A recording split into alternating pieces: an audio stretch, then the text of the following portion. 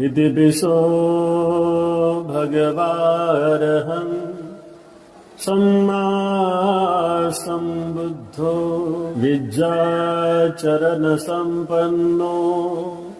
सुगतो लोकविदो अनुत्तरो पुरिसधम्मसारथि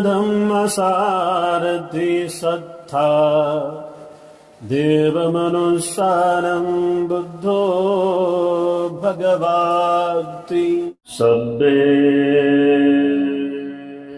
तसन्ति दण्डस्य सब्बे भायन्ति मुच्युनो अतानं उपमङ्कत्वा न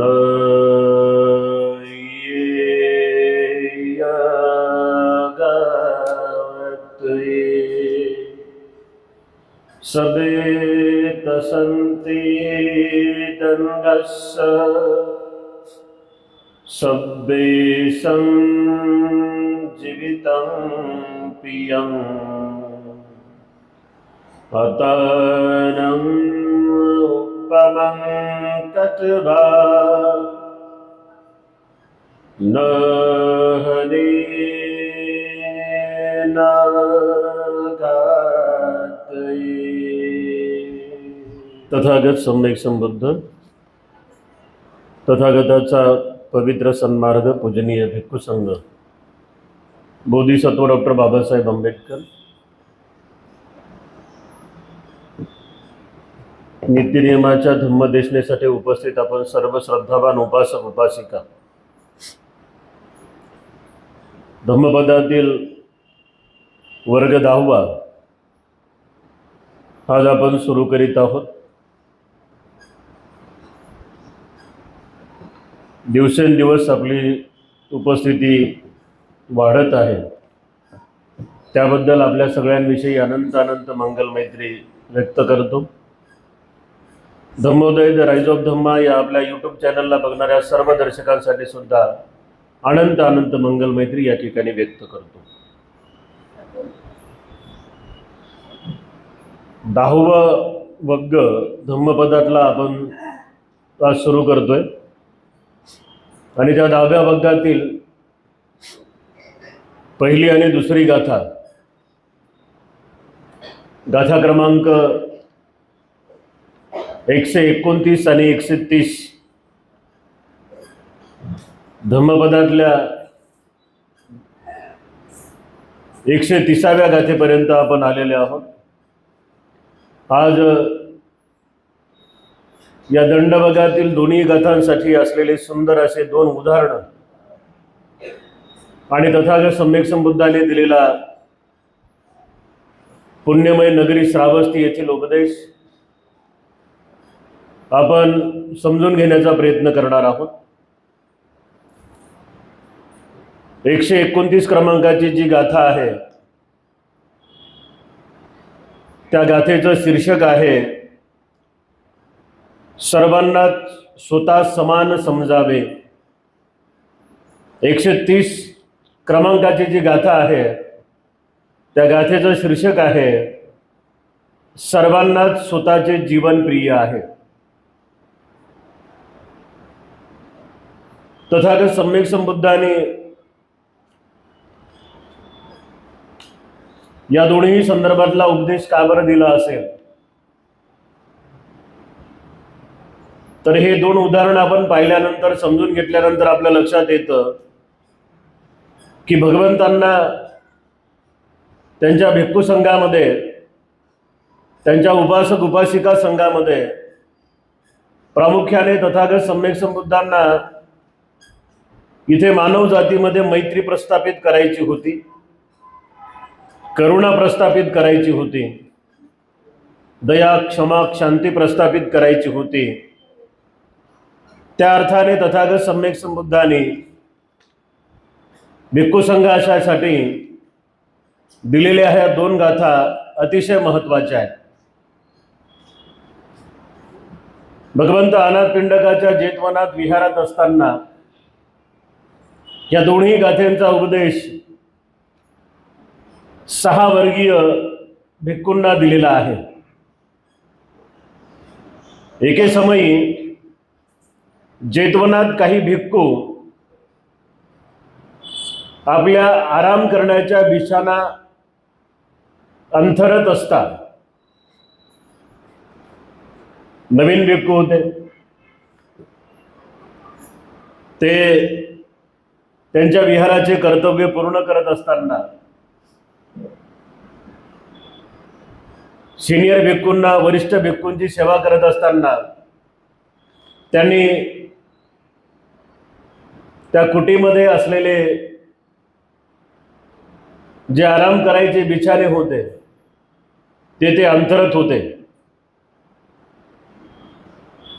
हे काम चालू असताना त्यांचं तिथे काही वरिष्ठ भिक्खू आले आणि ते वरिष्ठ भिक्खू त्या भिक्खूंना म्हणाले की या रूममधून तुम्ही बाहेर जा, ही जागा आमची आहे. या रूममधून तुम्ही बाहेर जा, ही जागा आमची आहे. ज्यांनी बिछाने अंतरले ते म्हणाले, तुम्ही येऊन इथे या बिछाण्यावरती अधिकार सांगताय, पण बिछाने तर आम्ही अंथरले. ज्यांनी बिछाने तयार केले होते ते लहान सहान भिक्षू त्या मोठ्या भिक्खूंना म्हणाले की तुम्ही आणि आम्ही सारखी आहोत. तुम्ही ज्येष्ठ आहात का कनिष्ठ आहात हे आम्हाला माहिती नाही. आम्ही बिछाने तयार केले म्हणजे आम्ही आमचे झोपण्याचे आसन टाकलेले आहे. आम्ही तुम्हाला ते देणार नाही, कारण हे बिछाने आम्ही लावलेले आहेत. हे ऐकून ज्येष्ठ भिक्खूंनी त्यांना शिक्षा केली.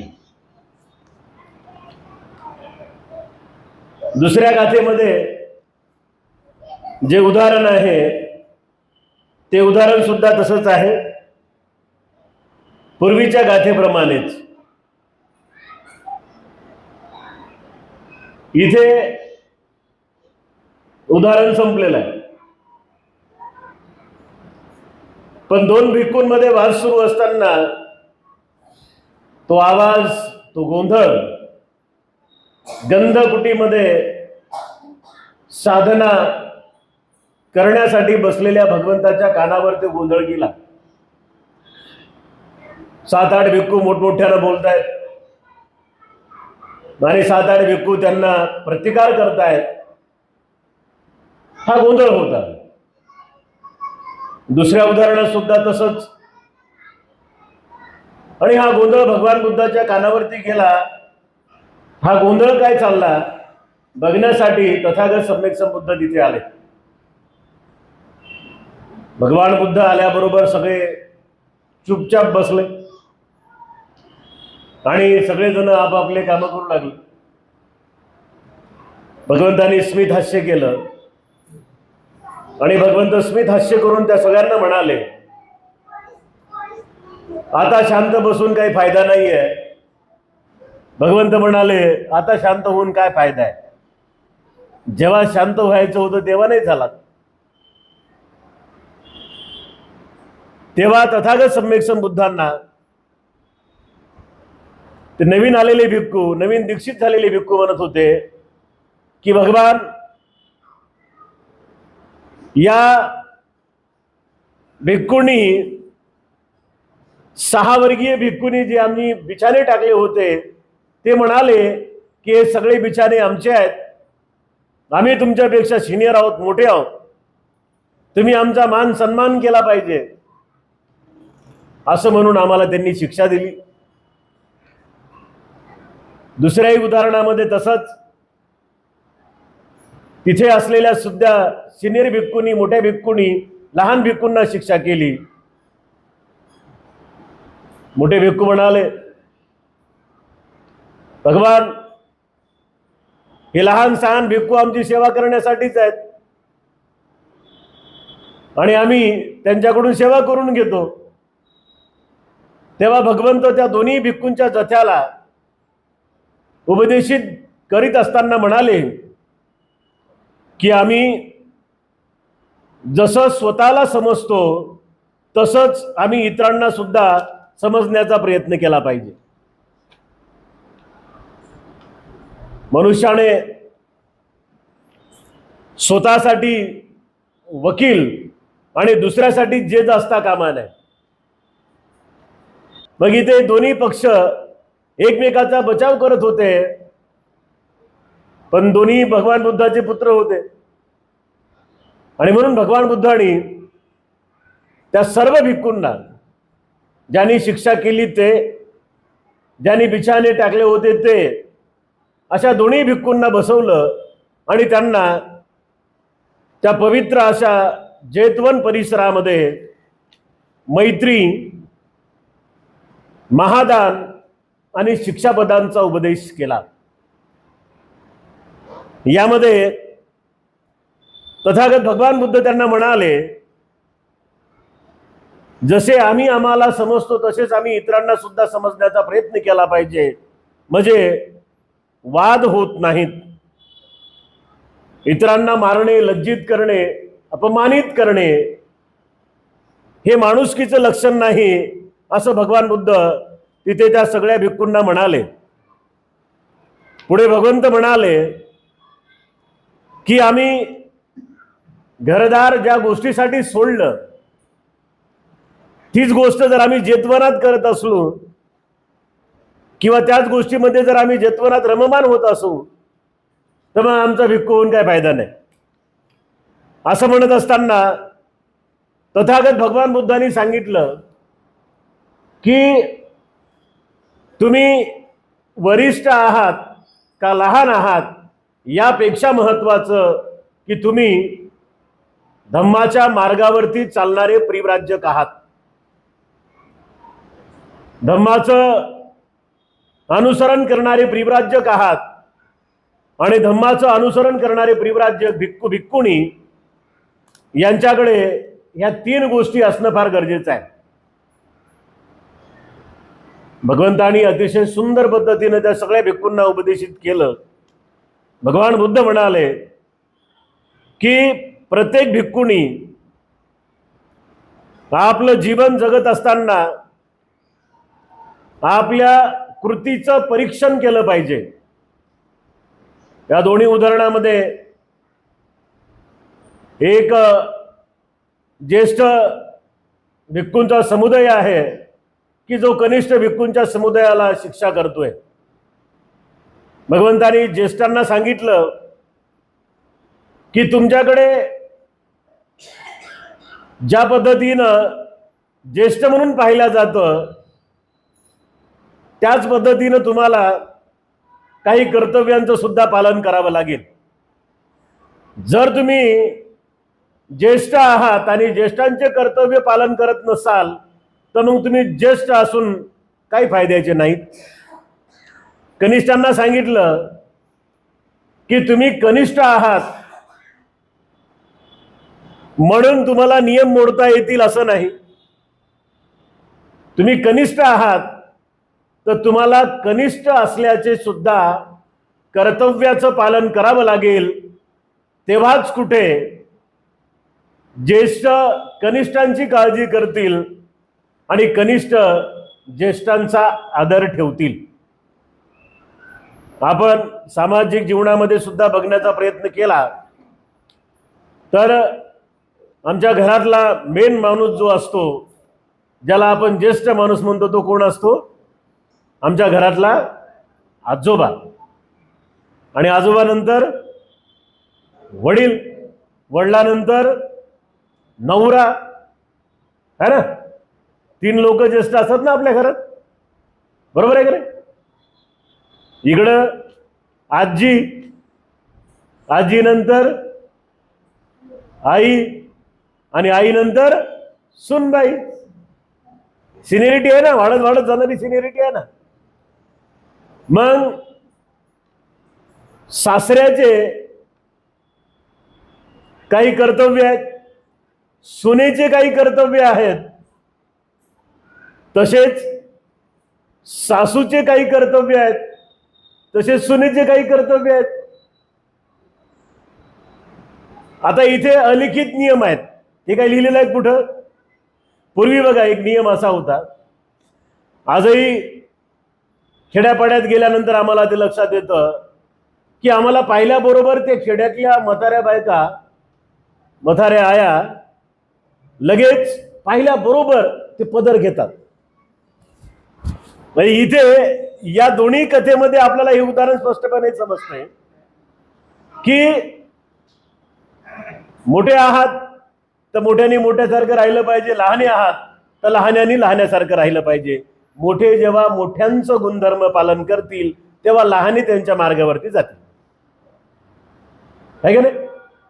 म्हणजे इथे जर त्या ज्येष्ठ भिक्खूंनी या भिक्खूंना दंडित केलं नसतं किंवा त्यांना शिक्षा दिली नसती, छोटं काम होतं. किती छोटं काम आहे? छोटं काम असं होतं की मग बिछाने तुम्ही लावलेत, तुम्ही तुमच्या बिछाण्यावर झोपा, आम्ही आजच्या दिवशी दुसऱ्या जागेवर जाऊन झोपतो. पण ते म्हणाले नाही, तुम्ही आमच्यापेक्षा लहान आहेत, आम्ही तुमच्यापेक्षा ज्येष्ठ आहेत, तुम्हाला ही जागा सोडावी लागेल. ते म्हणाले आम्ही ही जागा काही सोडणार नाही, साफसफाई आम्ही केली, बिछाने आम्ही लावलेत, तुम्हाला जिथं जायचं तिथं जा. मग असाल तुम्ही तुमच्या घरचे मोठे, आम्ही नाही मानत तुम्हाला. घरात परिवारात सुद्धा अशा बऱ्याच गोष्टी होतात, है ना? आणि हे सगळं होत असताना भगवान बुद्धांचा हा उपदेश आपण खूप बारकाईने लक्षात घेतला पाहिजे की इथे थोरांना थोर होण्यासाठी कर्तव्याचे पालन आहे आणि इथे अथोरांना म्हणजे लहान लोकांना मोठं होण्यासाठी नियमांचे पालन आहे. म्हणजे गुरुला कर्तव्य असतात आणि शिष्यांना नियम असतात. गुरुनी कर्तव्याचे पालन केले पाहिजे, शिष्यांना नियमांचे पालन केले पाहिजे. जसं वडिलांचं कर्तव्य असते, पत्नी, मुलं, आई वडील यांचा सांभाळ करणे, तसं मुलांचा नियम आहे की आई वडील, आजी आजोबा म्हातारे झाल्यानंतर त्यांचा सांभाळ करणं. आमच्याकडे जसं गुरुचं कर्तव्य आहे की शिष्याला काही कमी पडलं नाही पाहिजे,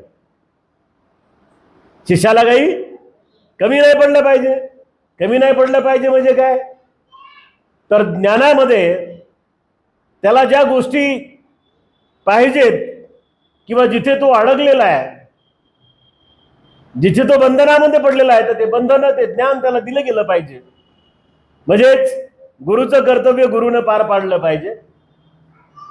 गुरुचं कर्तव्य आहे जिथे जिथे शिष्य चुकू लागलाय तिथे तिथे गुरुने त्याला सावरण्याचा प्रयत्न केला पाहिजे. आणि इथे सुद्धा तसंच आहे की गुरु जर म्हातारा झाला असेल तर शिष्याने गुरुची काळजी केली पाहिजे. पण जसं तुमच्याकडे काही काही म्हातारे लोक हे जवानांचं ऐकतच नाहीत, मग जवानही त्या म्हाताऱ्यांकडे जात नाहीत, आहे का रे? म्हणजे काळ बदलत जातो आणि काळ बदलल्यानंतर मोठ्यांनी सुद्धा बदलायचं असतं आणि लहानांनी सुद्धा बदलायचं असतं. याच्यात फक्त एक जे बदलल्या जात नाही ते आहे मोठ्यांचे कर्तव्य आणि लहान्यांचे नियम. मोठ्यांनी मोठ्यांचे कर्तव्य पार पाडल्यानंतर लहाने आपोआप आपल्या नियमांचं संवर्धन करतात, आपल्या नियमांचं पालन करतात, है का नाही? आणि मोठ्यांनी जर त्यांचे कर्तव्य पार पाडल्यानंतर लहान्यांच्या मनात आपोआप त्यांच्याविषयी आदर आणि करुणेची भावना निर्माण होत असते. एवढ्या सुंदर पद्धतीचा उपदेश सांगत असताना भगवान बुद्धांनी त्या सर्व भिक्खूंना सांगितलं की आम्ही आमचे पुण्यकर्म वाढवायला पाहिजे.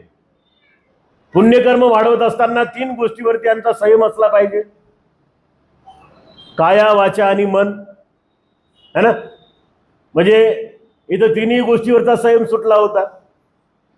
मनात मैत्रीच्या विरुद्ध विचार आला आणि मैत्रीच्या विरुद्ध विचार आल्यानंतर मनाने वाणीवरती संयम ठेवला नाही आणि वाणीवरती संयम नसल्या कारणाने हातावर पण संयम राहिला नाही. आता मोठे होते तर लहान्यांना एक दोन दिल्याच असतील ठेवून, नाही ना, एक दोन ठेवल्याच असतील. तर या दोन्ही तिन्ही गोष्टीवरती संयम राहिला नाही, कायावाच्या आणि मनावर. भगवान बुद्धांनी सांगितलं की आपण आपल्या जीवनामध्ये जेव्हा हे महादान आणि शिक्षापदाचा उपदेश लक्षात घेतो, भिक्खू भिक्खुनी उपासक उपासिका, विशेषतः 3 महिन्याच्या या कालावधीमध्ये उपासक उपासिकांचे कर्तव्य, भिक्खू भिक्खुनींचे कर्तव्य, सामनेरींचे नियम याकडे बघत असताना अतिशय सुज्ञ पद्धतीने भगवान बुद्धांनी हा उपदेश श्रावस्ती नगरीमध्ये केलेला आहे.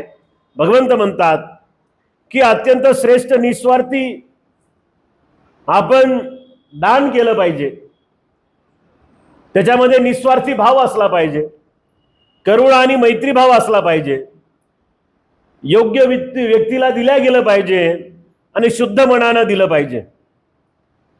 याच्यामध्ये 3 प्रकार सांगितले भगवंतांनी. आता हे प्रकार बुद्धांनी का सांगितले असतील? तिथे तर भिक्खू होते आणि भिक्खू काय दान देऊ शकतात एकमेकांना? तर भगवान बुद्धांनी 3 प्रकार सांगितले. कोणते दान देऊ शकता तुम्ही? तुम्ही ज्या पद्धतीनं अन्न वस्त्र निवारा भिक्खूंना दान देता ना, औषध 4 प्रत्यय असतात, अन्न वस्त्र निवारा आणि औषध, या 4 प्रत्ययाचं दान तुम्ही भिक्खूंना देत असता. हे तुमचं आमिष दान आहे, ज्याला म्हटलेलं आहे आमिष दान. पुढे जे की सगळ्यात महत्वपूर्ण आहे ते आहे बुद्धाचा विचार. त्याला म्हटलेलं आहे धम्मदानं सब्बदानं जिनाती. सर्व दानामध्ये धम्मदान श्रेष्ठ आहे. आणि धम्मदान काय आहे? तर एकमेकांचा आदर करणे हे धम्मदानामध्ये येते. एकमेकांना मदत करणे हे धम्मदानामध्ये येते. याही पेक्षा महत्वाचं की एकमेकांना समजून घेणे, एकमेकांच्या पाठीमागे उभं राहणे, याही पेक्षा महत्वाचं जर कोणी मार्ग भटकला असेल तर त्याला मार्गावर आणणे, आणि याही पेक्षा महत्वाचं की त्याला मार्गच भटकू न देणे, त्याला वारंवार धम्माचा उपदेश देणे. सब्बदानं धम्मदानं जिनाती. सब्बदानं धम्मदानं जिनाती. पुढे भगवंत म्हणतात की 3रं कर्म आहे, महादानातील 3रं कर्म आहे, ज्याला म्हटलेलं आहे अभयदान. म्हणजे कोणीतरी आमच्या समोर मरत आहे, है ना, कोणीतरी आमच्या समोर मरत आहे, तर आम्ही त्याला मदत करण्याचा प्रयत्न केला पाहिजे. पण हल्लीचा जमाना फार वाईट आहे. कोणी जर मरत असेल तर रील काढण्यासाठी पहिले लोक मोबाईल बाहेर काढतात. कोणीतरी अडचणीत पडलेला आहे तर लगेच लोक त्याला पाहून पटापट पटापट मोबाईल बाहेर काढतात आणि त्या मोबाईलमध्ये ती शूटिंग करतात. त्या पडलेल्या माणसाला असते पाण्याची गरज, त्या पडलेल्या माणसाला असते दवाखान्याची गरज, त्याला कोणी काही म्हणत नाही. उलट त्याला म्हणतात आणखी रड, व्हिडिओ चांगला येईल. अशी परिस्थिती होऊ लागलेली आहे. अभयदान बुद्धानं शिकवलं. आता या 3 गोष्टीपैकी भिक्खूंकडे कोणती गोष्ट आहे? या 3 गोष्टीपैकी भिक्खूंकडे एकच गोष्ट आहे, तिला म्हटलेलं आहे सब्बदानं धम्मदानं जिनाती.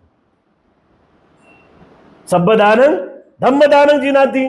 मग इथे धम्मदान कोणी करायचं आहे? तर ज्येष्ठांनी कनिष्ठांना धम्मदान करायचं आहे.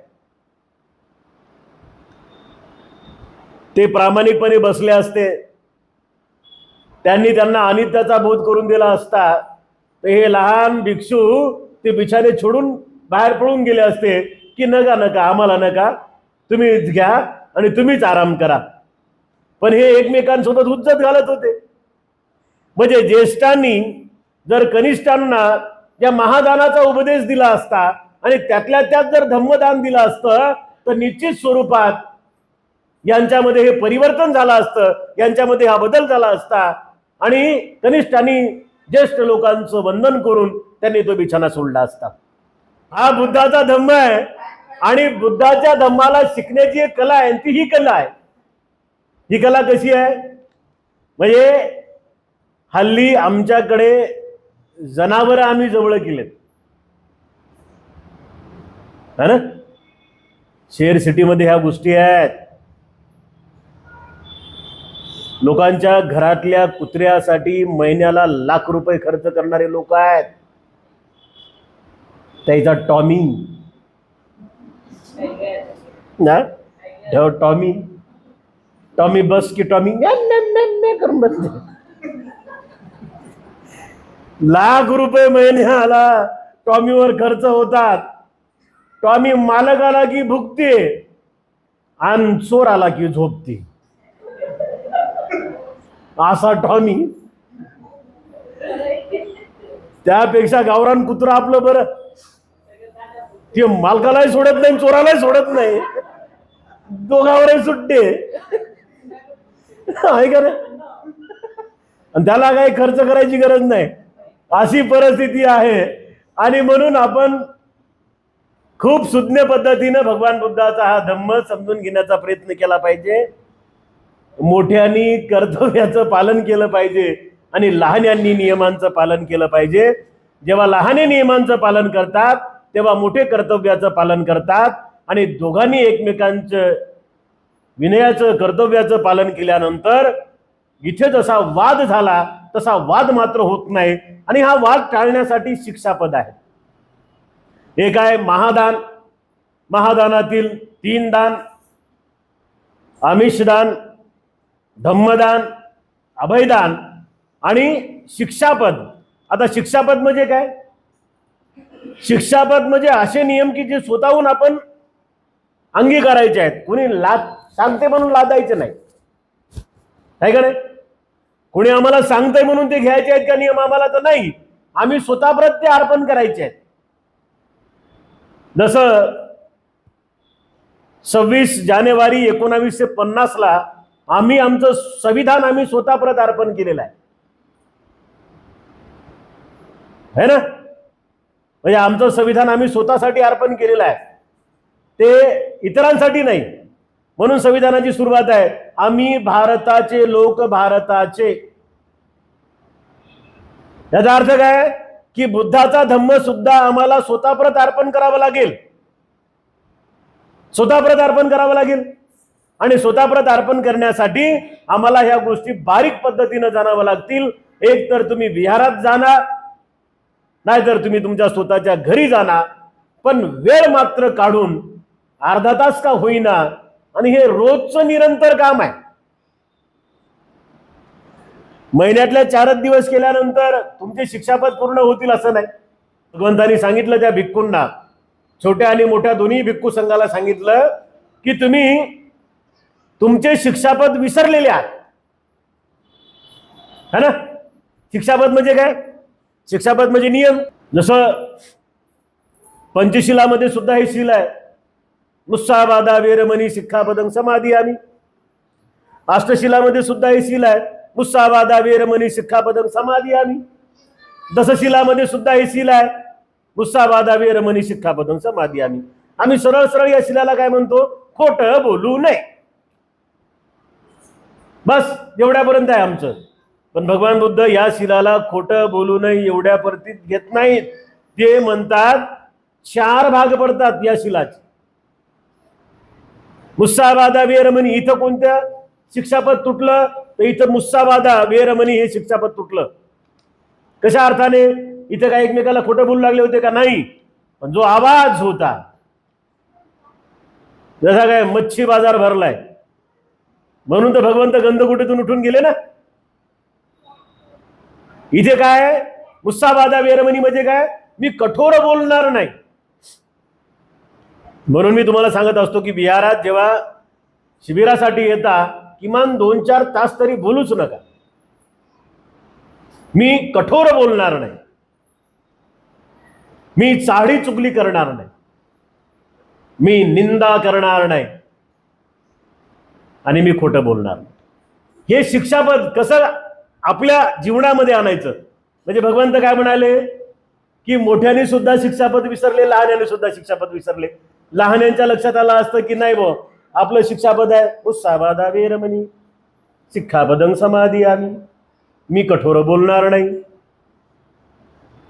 त्यांनी जर संयमाने घेतला असतं, हो गुरुजी तुम्ही सांगताय आम्ही बिछाने सोडतो, आम्ही झाडाखाली जाऊन झोपतो, नाही नाही जमलं. भगवान बुद्धांनी शिक्षापदाचा उपदेश शेवटी दिला की शिक्षापद माणसाला सुधारण्यासाठी असतात, माणसाच्या चित्ताला संयमित बनवण्यासाठी असतात आणि माणसाला पुन्हा पुन्हा करुणावान, मैत्रीवान, दयावान, क्षमावान आणि शांतिवान बनवण्यासाठी असतात.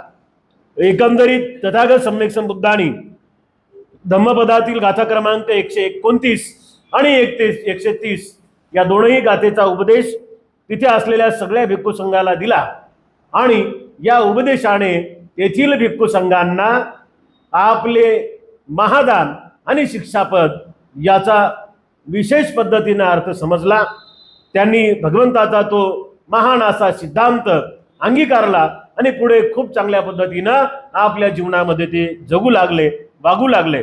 तथागत सम्यक संबुद्धांनी दोन भिक्खूंच्या गटामध्ये लागलेल्या वादाला संपवण्यासाठी त्या काळी त्यावेळी श्रावस्तीमध्ये या दोनही गाथांचा उपदेश केलेला आहे.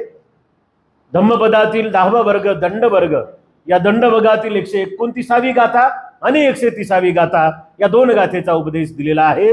त्या दोन्ही गाथा आपण इथे पालीच्या अर्थासह बघण्याचा प्रयत्न करूया. भगवंत म्हणतात, सब्बे तसंति दंडस्य सब्बे भायन्ति मुच्चिनो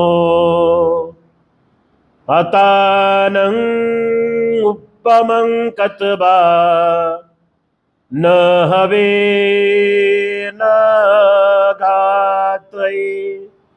अर्थ, दंडास सर्वच घाबरतात, मृत्यूचे भय सर्वांनाच असते, म्हणून इतरांना स्वतःसारखे समजून कोणाला न मारावे किंवा मारायला लावू नये. म्हणजे ज्येष्ठ पण मृत्यूला घाबरतात, कनिष्ठ पण मृत्यूला घाबरतात, गुरु पण मृत्यूला घाबरतात, शिष्य पण मृत्यूला घाबरतात. या अर्थाने जर सगळेजण आपण मृत्यूला घाबरत असू तर म्हणून आपल्यासारखा चित्रांचाही विचार करावा. ना कोणाला कुणी मारू नये, नाही कोणाला कुणी त्रास देऊ नये, फक्त आणि करावी ती मैत्री. पुढील गाथेत भगवंताचा उपदेश आहे, सब्बे तसंति दंडस्य सब्बे संजीवितं पियं आत्तानं उपमं कतबा न हनेय न घातवे. अर्थ, सर्व दंडाला घाबरतात, सर्वांना स्वतःचे जीवन प्रिय आहे, म्हणून सर्वांना आपल्या सारखंच समजून कोणाला मारू नये किंवा मारण्यास लावू नये. अर्थात दुसऱ्याची हिंसा करू नये किंवा हिंसा करण्यास कोणालाही भाग पाडू नये. या अर्थाने त्या दोनही भिक्खूंना, म्हणजे त्या दोनही भिक्खूच्या जथ्याला भगवान बुद्धांनी अतिशय सुंदर समर्पक शब्दामध्ये उपदेश दिला. ते सगळे भिक्खू भगवंताचं हे बुद्ध वचन ऐकून साऱ्यांनी एका स्वरामध्ये, एका आवाजामध्ये साधुकार दिला, जसा साधुकार तुम्ही देता. ह्या बुद्ध वचनाने आपल्या सर्वांचं जे मंगल कल्याण हो, अशी मंगल मैत्रीची भावना सरते शेवटी या ठिकाणी आपल्या प्रति व्यक्त करतो. विशेषतः धम्मोदय द राईज ऑफ धम्मा या आपल्या यूट्यूब चॅनलला बघणाऱ्या सर्व दर्शकांसाठी सुद्धा अनंत अनंत मंगल मैत्री व्यक्त करून आजचा हा धम्म संस्कार इथेच संपन्न करतो.